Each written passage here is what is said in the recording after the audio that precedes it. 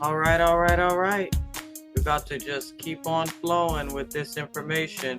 This is the 8 limbs of yoga. We're going to read it from the Holy Megillah. It's titled The 8 Key Sequential Phases for Successful Yoga. So we'll jump over there in a minute. I wanted to just do a quick recap. We already have read through 2 of them, which were the longest ones. The first 2, the Yama and the Niyama, and they are the restraints. The yamas are the restraints, and moral disciplines are moral vows, and the niyamas are positive duties or observances. So we're going to read through the rest of these today. I actually found a really good pronunciation chart because I really butchered these words yesterday when I did the last video. And we're going to look at that real quick. So here is how you pronounce these words. Yama. It says the A is like a U. Okay?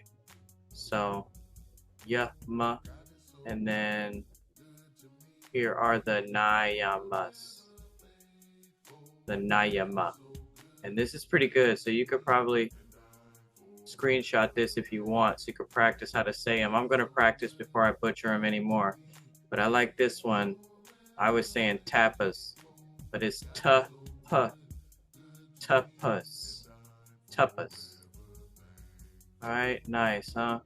I'm glad I found it too, because I was saying the yamas sound like mama, but not unless you call her mama. Because you're supposed to be saying Yama. The A in Sanskrit is pronounced like the U in sun. So you say Ashtanga Yoga. All right, and that's what we're going to read. It's called the 8 Sequential Phases in the Megillah, which is a little bit more detailed. Like I said, everything is the same, except it's like complementary. It's like a little bit more to help you just really be able to grasp the understanding of what yoga is all about. And so basically, now that we have the Megillah, we have a second witness to the things that came out of India. Not everything, but to some of the things. And so if we have time, I'm going to go and read to you what Yahshua said about the Bhagavad Gita, because there's a whole entire chapter in here, chapter 28, of his 7 years that he spent in India. And it's a lot of really good stories. And he was not necessarily received over there either. He got ran out of there. They were getting chased all the way back home. Even the 3 tempters of Lucifer chased him all the way from India. So if you haven't seen that video, you might want to check it out. We're told in this Megillah that when you practice the yamas, these niyamas flow freely. And that's why I said I like the way it's called the 8 sequential phases successful yoga. And so not too much different than the 8 limbs, but to me, it says a lot. It's telling me that it's not just a limb. It's something that progressively happen, because you can't just say, oh, the 8 limbs, I'm gonna just practice samadhi. No, it won't really work that way. You have to do each one of these in this order for you to attain samadhi, and we're going to read that from the Megillah today. Chapter 61, verse 278, Nasarean Bible, Holy Megillah. This is the 8 sequential phases for successful yoga, as taught by Yahshua. Number 1, Yama. That is the list of the 5 restrained behaviors. Number 2, Niyama. That is the list of the 5 unrestrained behaviors. Number 3, asana. That is the Sanskrit word for posture, or pose, or position, and here refers to the various hatha yoga postures. Each of the many postures is referred to as an asana. Number 4, pranayama. The word means prana control or prana enhancement, and typically includes meditative breathing practices that enhance our cultivation of kai and that are considered helpful prefaces to other forms of meditation, Later in this talk, in the context of my description of life force yoga, I will teach a Nasarean pranayama called the circuit of Kai breath. Though the word pranayama literally means prana control, a more Nasarean definition is prana enhancement, since in our view, nobody controls prana, the universal life force, though they may work with it and enhance their experience of it. Number 5, pratyahara. This word means withdraw, and here means the ability to withdraw your attention from outer distractions and place it on inner realities so as to notice that your outer experiences are linked to your inner world. Number 6, dharana.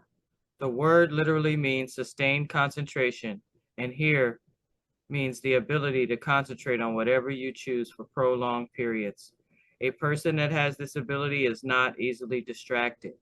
Concentration results in increased life force power being aimed at whatever you concentrate on. It is best to concentrate on good things. Even when a yogi seems to concentrate on a bad thing or a negative situation, the true concentrated focus is not on the bad thing being banished, but on the good transformation desired. Sometimes a person or community needs to focus the light of concentrated awareness on a bad thing in order to expose it, to bring it to the light, so as to transform it in a positive manner. Also, the ability to concentrate even on mundane tasks is necessary for success in most any venture. I spoke this much about concentration because I want to alert you that though it might not sound like an exciting topic, it is in fact one of the most important keys to yoga in life. Even so, having the ability to concentrate thought should be balanced by also having the ability to decompress thought and simply be. The ability to decompress thought and simply be is the domain of number 8 in this list, with number 7 being the link between number 6 and 8. Number 7, dhyana. This word means meditation.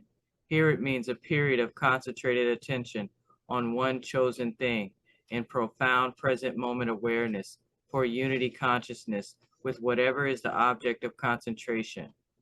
So we're at number 8 now, samadhi.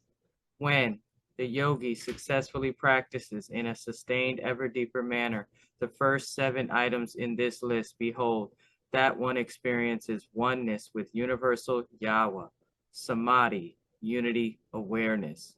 This experience of being one with the all includes an enhanced experience of ecstasy in Sat Chit Ananda.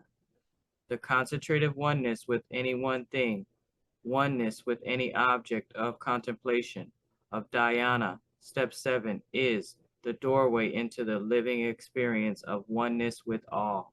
Samadhi. A Nasarean term for the all is universal YHWH, universal Yahweh. Every being is always part of the interconnected all, but many are not aware of that truth. And of those that are aware of that truth, many have only an intellectual agreement that logically this must be the truth. Samadhi is beyond intellectual agreement, though it includes it. Samadhi is the actual living experience of participation in the universal all, the universal one, the universal Yahweh.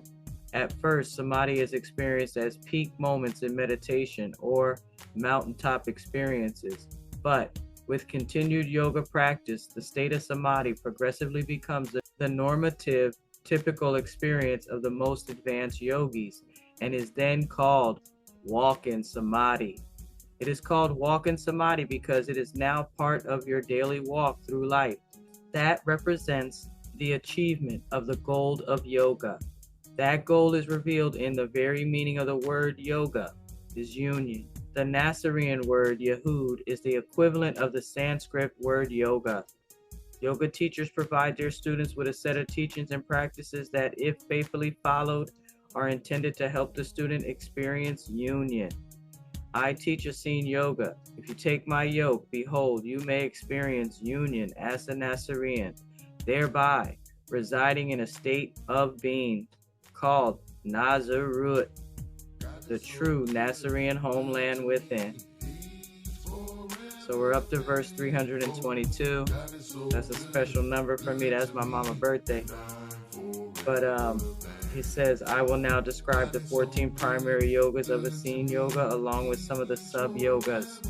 But that's going on another video. So prior to these 8 limbs of yoga, in the very beginning of chapter 61, Yahshua gives us the first 2 asanas that he practices. The first one is the first internal asana, the healing attitude of gratitude, that is appreciation for the breath of life upon awakening each morning. And then he does this communion with water. He calls it first sip. He says, my morning begins as follows. After performing the first internal asana, I commune with the angel of water at first sip and return water to the earth in my urine, thus participating in the wheel of balance in nature. I think I'm going to get Yahshua's recommended Hatha yoga routine up here next, but we may do these 14 primary yogas. I'm going to sleep on it and see. All right, guys, thanks for watching. Stay tuned. I'll be back soon. I say to all that become teachers of Essene Yoga Fellowship, do not neglect to require vegetarianism of those that accept my yoke. Forever faithful, God is so good.